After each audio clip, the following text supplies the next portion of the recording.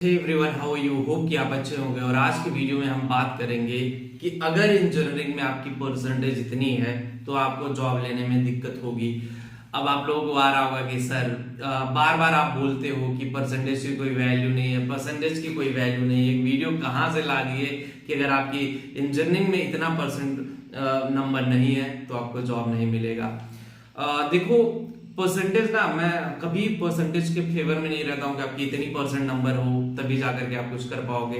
Percentage आपको define नहीं करता कि आप कहाँ जा सकते हो, आपका करियर कहाँ जा सकता है या आप किस डायरेक्शन में जा सकते हो। परसेंटेज एक ऐसी चीज है जिसको समझने के लिए ना, देखो, परसेंटेज इसलिए मैं बोल रहा हूँ क्योंकि बहुत सारी कंपनियां, महान महान कंपनियां थी जिन्होंने क्राइटेरिया लगा दिया था कि हम 70% वालों को लेंगे। अभी भी है, वही कंपनियां हटाती भी हैं, वही कंपनियां अगले साल लाती भी हैं।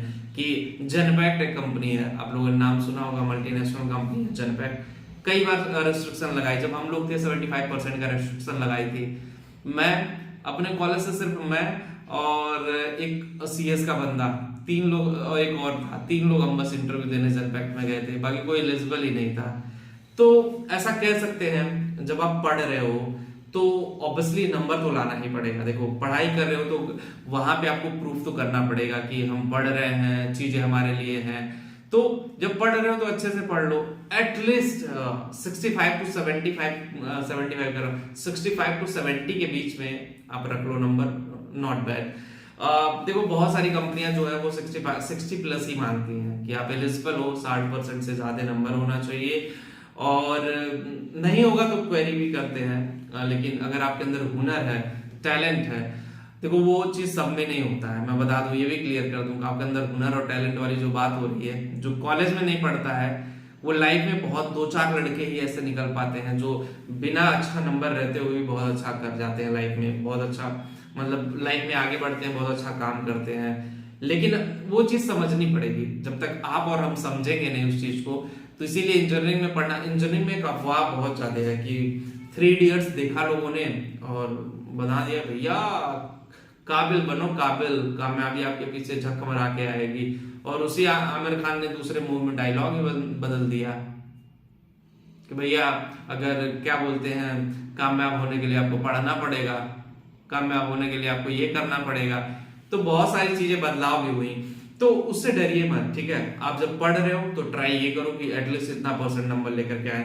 देखो, अगर हम बात कर लें, गवर्नमेंट सर्विस में जाने का सपना है तो भी आपको 65 टू 70 के बीच में रखना पड़ेगा। जितने भी पीएसयू हैं, पब्लिक सेक्टर की कंपनी है, महारत्न कंपनियां हैं, गेट के थ्रू जो भी सिलेक्शन होता है, वो कंपनियों ने भी 65% का क्राइटेरिया रखा हुआ है कि 65% से कम नंबर रहेगा तो आपको सरकारी नौकरी नहीं मिलेगी। तो जो क्राइटेरिया रखा हुआ है उसको भी आपको समझना पड़ेगा, उसको देखना पड़ेगा कि क्या उस तरह से चीजें हो रही हैं, क्या ये चीजें आपके लिए सही हैं, क्या जो चीजें आप कर रहे हो उसमें बेटर वे में है, क्या उस चीजों से रिजल्ट है, क्या उस चीजों पे आउटपुट है या नहीं है। ये सारी चीजें आपको देखनी पड़ेंगी। जब तक आप ये सारी चीजें नहीं देखोगे, जब तक इन सारी चीजों पर वर्क नहीं करोगे, शायद चीजें आपके लिए एक मुश्किल खड़ा कर देंगी। और इन मुश्किलों में आपको समझना पड़ेगा कि किस तरह से चीजें हों, किस तरह से चीजें नहीं होनी चाहिए।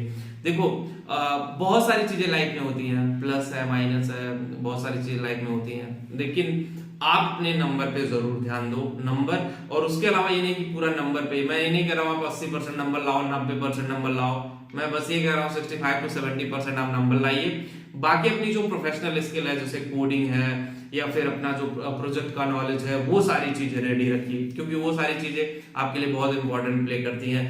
हमारे जो टायर 3 इंजीनियरिंग कॉलेज होते हैं उनमें प्रोजेक्ट की कोई वैल्यू नहीं होती है, अहमियत नहीं होती है, जबकि आईआईटी ओआईटी में ना प्रोजेक्ट की बड़ी अहमियत होती है कि जो प्रोजेक्ट आप कर रहे हो उस प्रोजेक्ट से आउटपुट कितना है, प्रोजेक्ट में यूनिकनेस कितना है, आप जो प्रोजेक्ट सबमिट कर रहे हो उस प्रोजेक्ट से कुछ हमें बेनिफिट है या नहीं है। बहुत सारी चीजें ऐसे होती हैं कि हम लोगों ने जैसे स्टेपर मोटर से रिलेटेड वर्क किया था। अब ये लड़के क्या करते हैं, दिल्ली में आते हैं जनकपुरी में और वहीं से प्रोजेक्ट बनवा करके लेकर के चल देते हैं 5,000 7,000 10,000 रुपए में। जनकपुरी में प्रोजेक्ट बनाने की कई सारी कंपनियां हैं जो इसी प्रोसेस के लिए काम करती हैं।